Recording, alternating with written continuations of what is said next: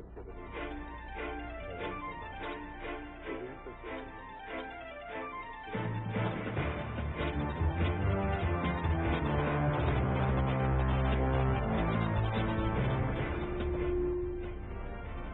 Good evening and welcome to Biz News. I'm Elizabeth Lee, together with Tony Lopez. Tonight we have for our guest Mr. John Forbes, who is the Senior Advisor for the American Chamber of Commerce and who is the principal author of Arrancada. Tell us first, what is Arrancada about and when did it start? Well, and who supports it? Well, thank you, Beth and Tony. It's nice to be back on your show again. Well, Arrancada is a project of the Joint Foreign Chambers. And if I can take a minute and tell you, the Joint Foreign Chambers are 7 foreign business groups: the Australian New Zealand Chamber, the Canadian Chamber, the American Chamber, the Japanese Chamber, the Korean Chamber, the European Chamber, and the Philippine Association of Multinational Regional Headquarters, called the MORI. So those 7 groups together sponsored this document. It is based on focus group discussions, 9 of them in fact, which talked about the 7 big winner sectors, and one of which was infrastructure. So, and that was broken down into there's so much in infrastructure into several focus group discussions. So it's a report card. No, I mean it's a plan, it's a roadmap, it's an advocacy document. But all the investors who were Filipino investing, about 300 who attended these focus group discussions, just were asked about their recommendations to grow their sectors, what was needed in terms of legislation and financial or human resources and the like. And then my job was to take all these ideas and recommendations and organize them. And that took me about 6 months. And it produced a document that's 470 pages long. So it's an advocacy book or paper, and it was launched in December of 2010 at the DTI at a media event in partnership with DTI Secretary Greg Domingo, Undersecretary Panlilio, PEZA Director General Lydia de Lima. And then after 1 year, we decided to have a forum, and we did an assessment. So that's what we've just done for the 2nd year, held last week on the 26th of February, our 2nd anniversary forum, where we released our 2nd anniversary assessment. So you had 470 recommendations in 2010. 471. 471. Yeah. And what is the grade for, in general? Which year? General average. Is it fail or what? No, we don't have a failing grade. Oh, no failing. Yeah, countries rarely fail. And you cover several sectors. You cover all sectors, almost all sectors. Well, it's very comprehensive because if I can talk a little bit about the organization of the document. And I also should point, I'm sorry if my voice is a little raspy, also point out that it's available, it's a virtual document. It's a living document that has a website with over 40,000 unique visitors from more than 140 countries in the last 18 months. So you have your own news site. Well, in the sense that we put news on the website, and we also have a clipping service of business and economic news related to the Philippines. Very good. Thank you, Tony. I mean, coming from an experienced journalist and publisher like yourself. But and anybody can go to the website and subscribe to the news service. It's free. No password. No password. You just subscribe and you get it, or you get tired and you take it. No advertising. It's just a clipping service. No, what they call, how do you call that? Cookies. No cookies. So that's just talking about the sectors, though, right? So it has, the first part is called Growing Too Slow, because it's looking backwards before 2010 and pointing out the slow growth that had prevailed for some decades. The second part is called Becoming More Competitive, because the country was slipping in international competitive rankings. It's turned around, but it's called Becoming More Competitive. And then you have all these sectors, what we call the 7 big winners. Can you enumerate the 7 big winners? But then I can also enumerate the part 4, which is the business environment. What surrounds all these sectors? What's the fertilizer? The things that are needed to make them, all of them grow, each and every one of them. Agribusiness, pretty important with 30% of the population in the rural areas, one way or another engaged. 14% of GDP. This information technology sector that is growing. Infrastructure, we did policy, we did airports, and seaports, and water, and telecommunication, and road, and rail. We covered every bit of infrastructure. Manufacturing and logistics, there's a relationship there. And we did mining, and we did tourism, retirement, and medical travel. So those are what we call the big winner sectors. But things have to be done to make them really winners. Well, in the business environment, business costs, and even that is subdivided, whether it's telecommunications or power costs or labor costs or a number of holidays or leave days that have. It may be governance, which is a code word for corruption. The judicial sector, where there are a lot of concerns. There's security, social services, education, health. So it's there's a wide range. Religion, that's the best book or Bible on the Philippines, the current situation and where the country is going. It's a good resource book. And one of the best resources. No, I have. That has ever been produced. Well, I can't say that. I say it. About ever. I mean, but that's good. It's quite comprehensive, easy to understand, and easy to track. So there's within each sector, you actually also have some roadmaps that you get from the focus groups. You get the recommendations. That's right. Anyway, there are 471 recommendations. And of the 471, only 2% were completed after 2 years. Yeah. And these are? Well, there are others that are making substantial progress. 44%. I mean, if you're going to say that you have to have all infrastructure modernized to the level of Malaysia, you can't do that in 1 year or 2 years or 3 years. Fact of the matter is, GPWH has a plan and is implementing a plan to get Philippine national roads up to the level of national roads in Malaysia by the year 2016. So chances are by the year 2016 that particular recommendation will be, right now it's substantial progress, but once it's completed and all the roads are improved. Because in terms of grade, quality, 1 to 5, 5 being the best, we are in 2.5. They want it upgraded to level 4. Yes, but but that means modernizing 7,000 kilometers of road. It's a big project, but it's doable. Remember 20 years ago when they replaced the asphalt every year? In the rainy season, it washed away and it had to be replaced again.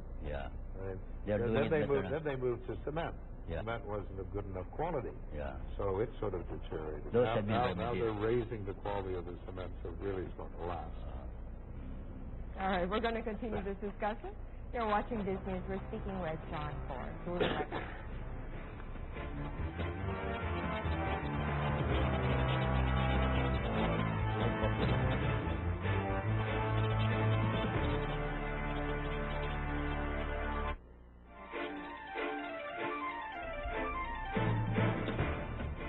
Welcome back. So, John, out of the industries that you mentioned, which ones are getting the most progress? Showing the most progress, well, you asked about industries. If we asked about the 29 sections of the document, I would answer it a bit differently. So maybe I can answer it in 2 questions. So we're talking about the sectors, the 7 big winner sectors, in terms of progress in the last 2 years. The one doing the best is information technology or BPO in terms of growth, although still the number of jobs there is not the same as if agribusiness because of the number of people that are working in that sector. We're really, really growing. Yes. There is progress in agribusiness, but it's not of a scale yet to produce millions of better jobs. The one not doing so well, will not surprise you, is mining. Mining. And if you look at the national income Mining has statistics, slackened. it had negative growth Yeah. in 2012, and it's going to have negative growth this year too. And it's because of the policy environment. Well, it's controversial, and until the It's not clear, no? It's not clear. The well, policy. the executive order requires legislation, and if the legislation goes into the 1995 law and opens that up, that may slow down the process of moving forward. Why? But if the issue is only a question of taxation, and the Share of government the wants revenue. to tweak the taxation, that can be done more simply through the Internal Revenue Code, which in fact is about to be amended. I don't know if the President has signed it today or tomorrow on something called CTT-GPB, which is on the taxes of the airlines on their passenger tickets, which is a simple gross tweak receipts amendment. tax. Yeah. So, Supposed to have been signed in December. which The no, gross that's ACT. ACT. I'm really talking about the tax that led to the Common carrier. ending of 22 weekly direct flights from Europe to the Philippines. That's the Because common they carrier had to tax. pay tax. Yeah, common carriers, gross 5%. Philippine business. Yeah, 3%. there are two taxes, and that bill was prioritized as urgent by the President, and The bill removes the taxes it removes those taxes, yes, and to make the Philippines at par with the world. yes, Yeah. but it's about to be signed or lapsed into law this week. And that, if they do mining the same way, in fact, Secretary Domingo at our forum on the 26th of February said there were three priority legislative measures the DTI had. One being rationalization of fiscal incentives, which has been around since 1995, but has never got out of the Congress, and the mining tax issue, and then he talked about a review of the foreign investment negative list, which It's been opening up industries to foreigners.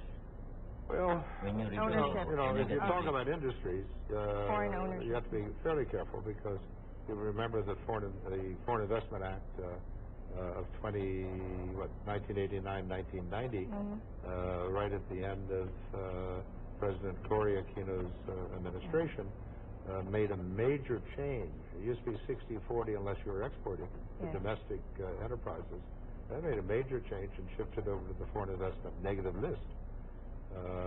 And the list is a very good principle to have, except since that time there have only been two major liberalizations and a lot of small additions to it. So what the administration says is that review it, and then Speaker Belmonte also is doing this in the Congress to see if these restrictions continue to be in the national interest. And you think by doing that, it would make a greater impact on Philippine business? 60-40 in favor of So what is the Filipino? negative list? Well, no, forget What 60-40. is the bill supposed to do? Forget the John? idea of 60-40. Remove the negative list? Because I say forget it in the sense that 60-40 was removed by the Foreign Investment Act, right? I mean, if anybody in the world who wants to set up a brewery here can do so.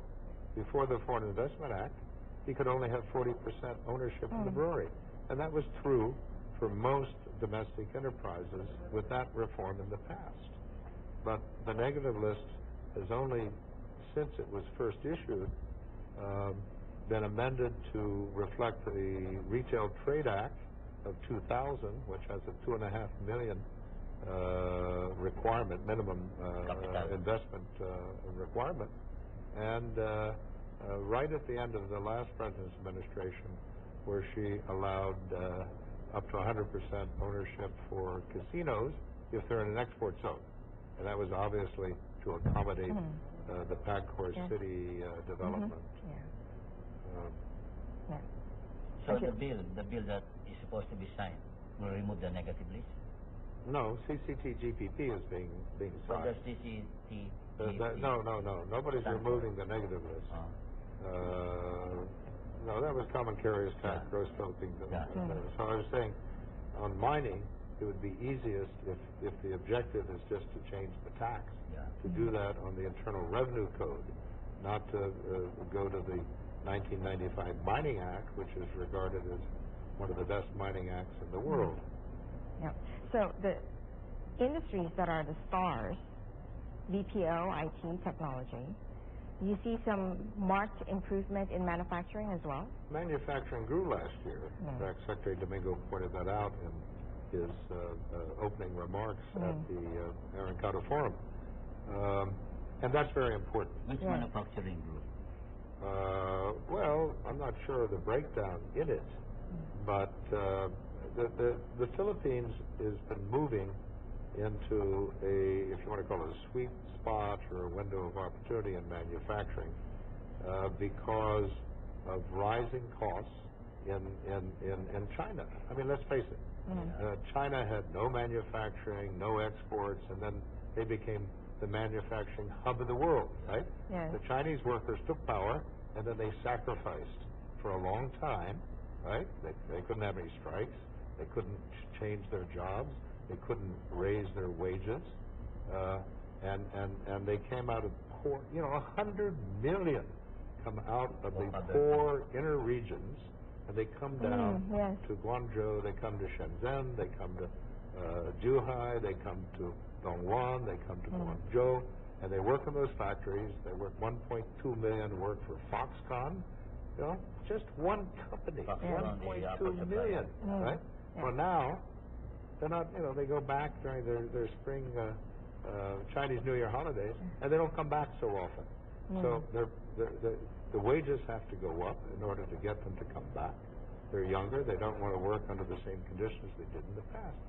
Many of those companies have very, very small profit margins.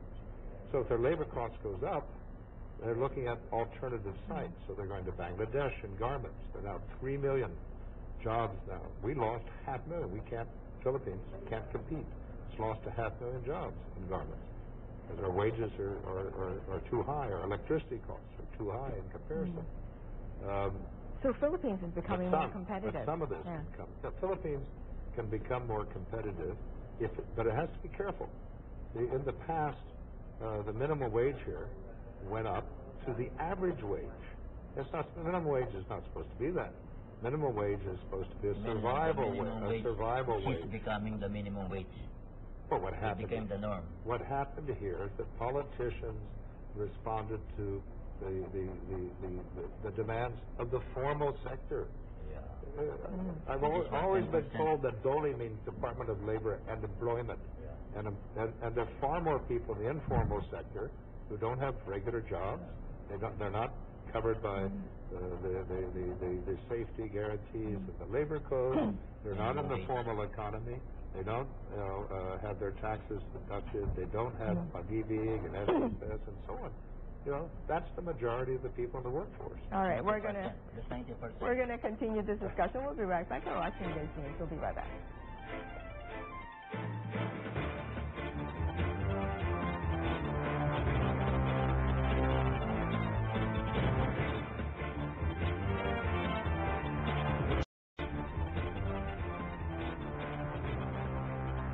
Welcome back. So, John, how does this tie into us being in manufacturing, particularly being in a sweet spot right now? Well, if you look at changes in the Asian region, Japan, for example, after the tsunami disasters and the decision to move away from nuclear power, they have to go to other sources of power, so their electricity price went up. Plus, their currency is appreciating. So there are companies that were struggling to hold on and manufacturing in Japan that can no longer be competitive if they remain there. In fact, we got an American company that moved a factory out of Japan that located in central Luzon, here, Molex. They came here for exactly that what reason. What does it produce, Molex? Electrical parts. So there'll be more of that. But the biggest change is coming out of China. The Japanese companies have been subject to political risk. Twice in the last 3 years, there have been well, there are two factors, right? Of course, the cost factors we were talking about before. But anti-Japanese riots, right? Make headquarters. The Toyota showroom was burned. Well, there was also a retail store where people, rioted through it and trashed it. Although their largest market is in China. There's It's a market for exports. And this is at the margin. We're not talking about a rapid exit. These are trends that the Philippines can benefit from. And a number of Japanese companies have already come in here. They started Brother in printer manufacturing and Canon. Or did I get it? No, that's right. Epson was here. Yes. So the other two Japanese have joined that. They've been building factories down in. They're one of our biggest investors, actually. The Japanese are the biggest in manufacturing, and have been for a long time. The Thailand floods also made investors think. Thailand floods, absolutely, Tony. But the other factor in Thailand is that their population growth rate has slowed down, but slowed down to the point that No more workers. Not enough workers entering the workforce as older workers exit the workforce. So that's a bit of a limit for them. Yeah. Now, minimum wages, the Philippines is becoming competitive. Even Indonesia in Jakarta raised their minimum wage last year by 40%. So, and in China, I just saw in the paper the other day that Foxconn is reducing the overtime and raising the wage there to about $400 US a month. 400 US a month? Yeah, so if you're doing that kind of assembly, that's almost your minimum wage. It's higher than here. Yeah. Foxconn has looked here, but they've decided to invest in Indonesia. $1 billion cell phone plant. And the Indonesian trade minister has said they're going to invest $10 billion there. Can't figure out why not here. Yeah.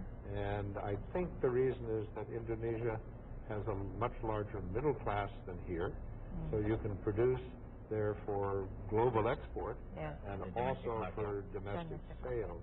I certainly see that in the car industry. Indonesia put 1 million new cars on the road last year, right? If we did that here, I would have had to walk to the studio today. Because they can't build the infrastructure fast enough to keep up. That's a sign of progress. It's a sign of progress. Indonesia has I think, has a bigger middle class than the United States. No, our U.S. population is over 300 million. Yeah. It's a higher population. No, it's not. No, I mean, maybe 20, 30 years from now, we don't know. But now, John, what's always tied to manufacturing is smuggling. And are we failing in that regard? Smuggling has been a challenge forever in the Philippines. If I were to take the enterprise survey of the social weather station that was released several months ago, which rated the perceptions of many government agencies, and with skyrocketing improvements for the Office of the President, for various departments, the one that was the least improved and still very negative was the Bureau of Customs. And it's not the leadership, I think, or the request. No, it's ingrained. Corruption is deeply ingrained. It's the customs and tradition. And it's in the various courts, right? Yeah. Yeah.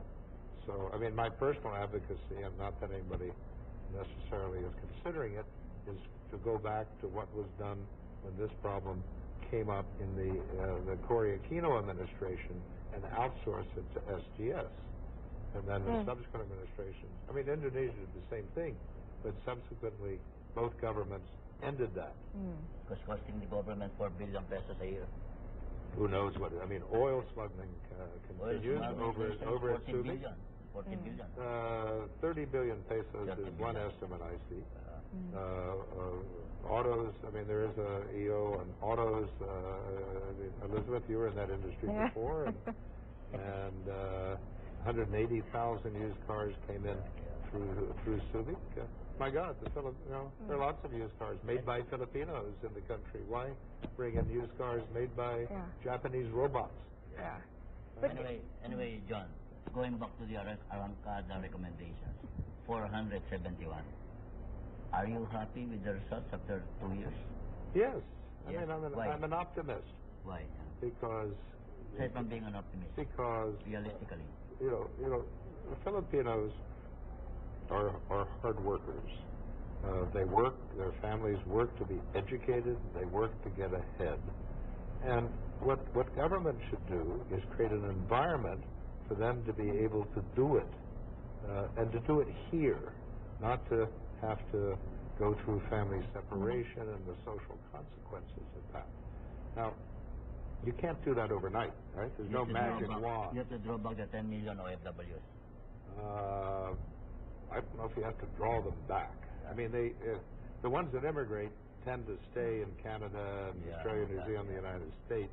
But maybe add on to the base. Until they retire. Yeah. Others are in contracts, and if they come back and they can find a job here, but many OFWs in contracts come back and they don't find a job.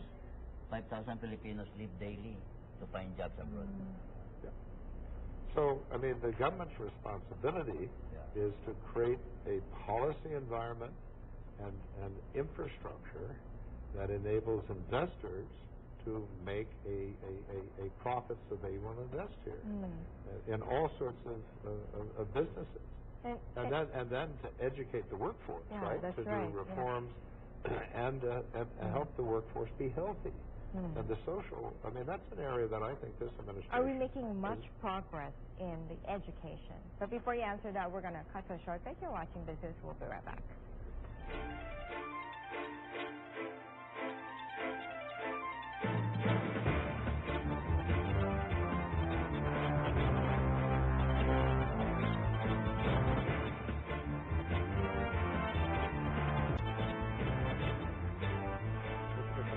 Welcome back. So competition. You said create competition. Come on, let's go back. We were talking about education. Okay, education first before competition. I just wanted to say, because we're talking about social services. How much must we devote as a percentage of GDP to education? Normally, you should devote at least, 4%? Well, I mean, we ought to get up to levels like that, Tony, that are comparable to what our competing neighbors are devoting. And the education... What's the ratio for our competing neighbors? I can't tell you exactly off the top of my head. They're devoting only less than 0.5%. But we're getting there. I mean, if you look at the education budget increases each of the last 3 years, their money, I mean, this is not just... talking. They are walking the talk of increasing the education budget. They are seeking, and I think they will achieve, an end to this perennial shortage of classrooms, shortage of textbooks, shortage of desks, shortage of roofs, shortage of toilets, and that's the promise of Minister Luis. Well, but it is happening, I am told. Secondly, they are making a reform that is 75 years overdue. I mean, you recall back in the period when the Commonwealth came in, they took 1 year off the basic education cycle because they intended to add 2, but they forgot to add the 2, so it stayed at 10 years until now. So it's a very complex thing. But this K+12... So they're correcting the mistake of the last 70 years. Well, yes. I mean, we have a number of those that are lying around that need to be corrected, but this is the most major one, I think. So the K is there.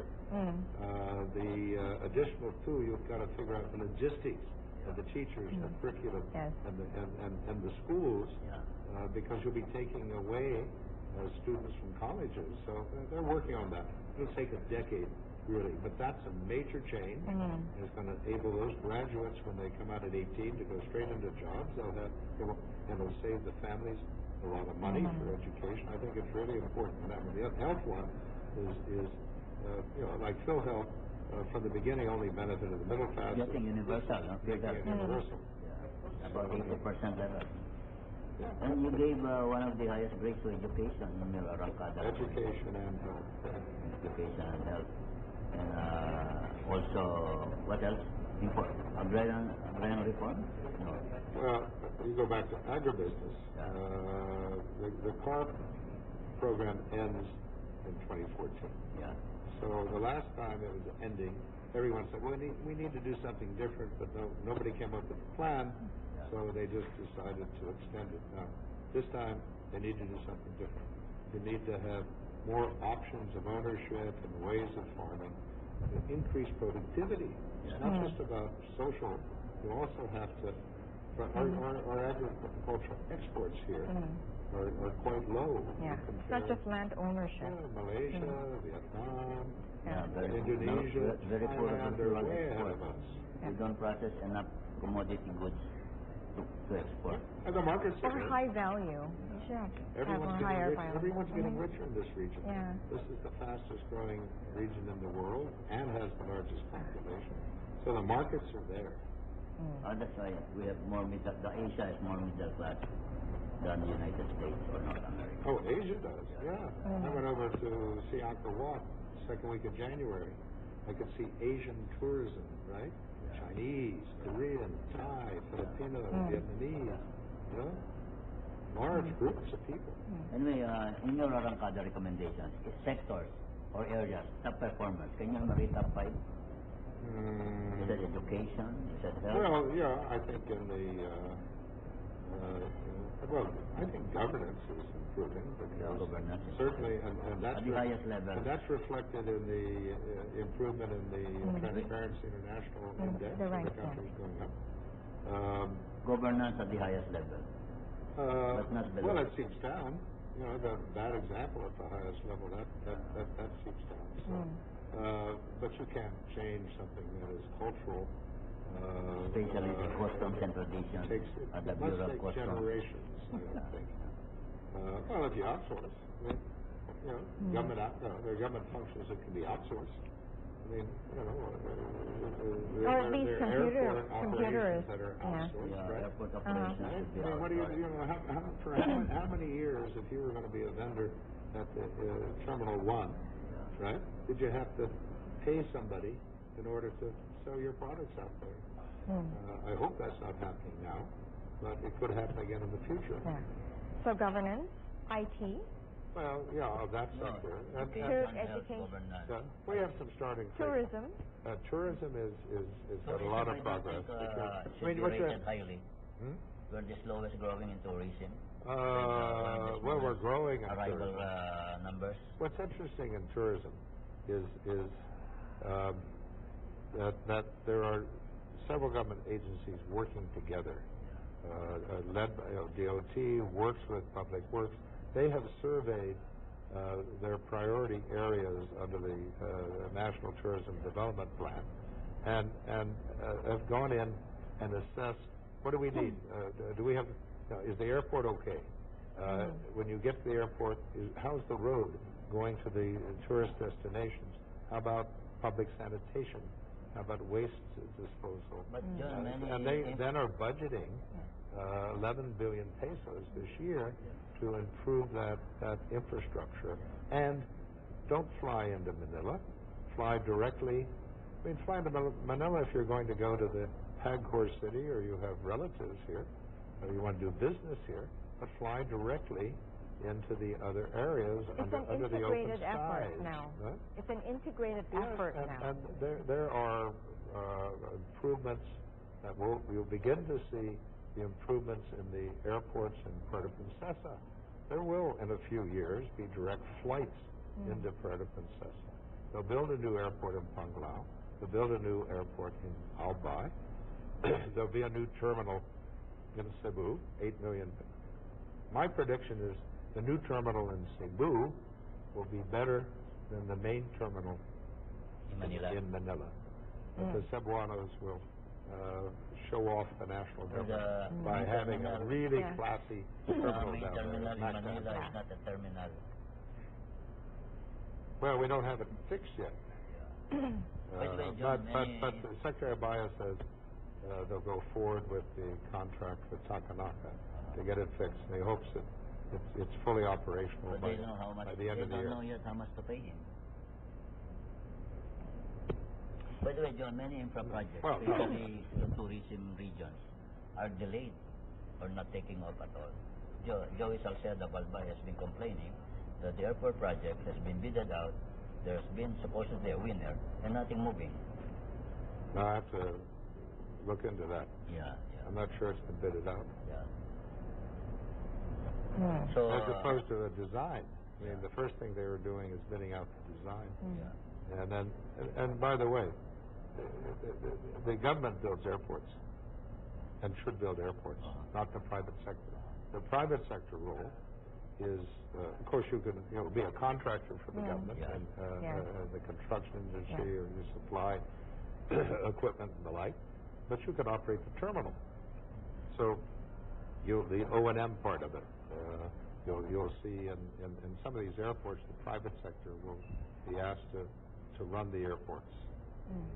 So what kind of growth are we John, looking at? what's wrong with the private sector building airports? What's wrong with it? Yeah.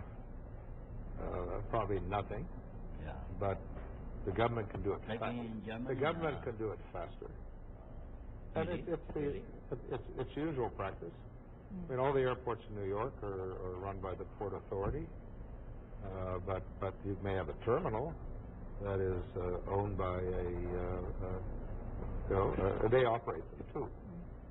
But we have a mixed situation in the United States. We have private airport operators, but always you have a government authority building the airport. Now here, you should make a reform. In fact, if you talk to General Hotchkiss of the CAP, he doesn't want to develop airports or run airports. He wants to regulate the aviation industry to make sure it's safe to fly in the Philippines. But So you need to separate that out with the law. John, to are create they an airport competent to authority. regulate the aviation industry? Are they competent? Yeah. Sure. I mean, around the world, other countries. No, our aviation authority. Well, they have to become competent. It was allowed, it was allowed before to deteriorate under a Secretary of Transportation who was there because he was politically loyal at a point to a change in government, not because he was a competent Secretary of Transportation, nor did he take any responsibility when ICAO and FAA and the Europeans downgraded it. So the mess that was left behind is being cleaned up.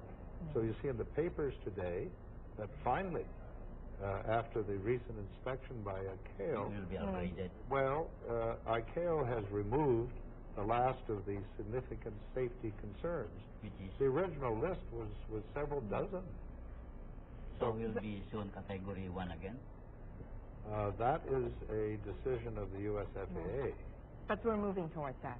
I hope so. Yeah. I hope Okay, so. we're going to continue this discussion. We'll be right back.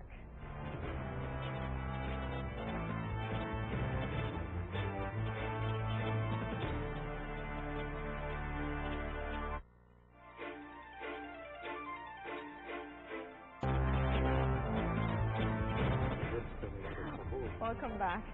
So, John, fearless forecast. You're looking at 9% to grow twice as fast. That's what you're looking at. Well, the reason we look at that Yes. is when we were preparing our Encarta, and there's a section on there, part one is called Growing Too Slow. Yes. We looked at a World Bank study that was done about 5 years ago, in which they looked at the world's fastest growing economies in the post-World War II period. And it was very interesting because 8 of the dozen or so were in this region. So the Philippines was surrounded by examples of countries that had become middle income or even higher, like Taiwan and Singapore, Korea. And that requires a long period of high growth, which of course becomes inclusive. Yes. Now, the Philippines has not had that. It's nice to say that growth has been positive since one quarter in 1998, right after the 1997 financial crisis. But when it's 4%, as it averaged in the first decade of this century, and at the same time remittances grew to about 20 billion, Yes. you know that the basis of the growth is by Filipinos leaving the country individually to get jobs abroad because they could not get them here. So why wasn't the government in that period having policies which would create the jobs here by building the infrastructure? You realize there were no light rail urban transport additions in 9.5 years under the last government. The project that opened was under President Estrada, and the project that ended, right? And it's still slow now. The bureaucracy is very capable of moving in circles. It needs to be led out towards a goal. So even this administration, if they don't break ground on MRT 7, LRT 1, 2, they could have done LRT 2 in 2010. They still haven't done it.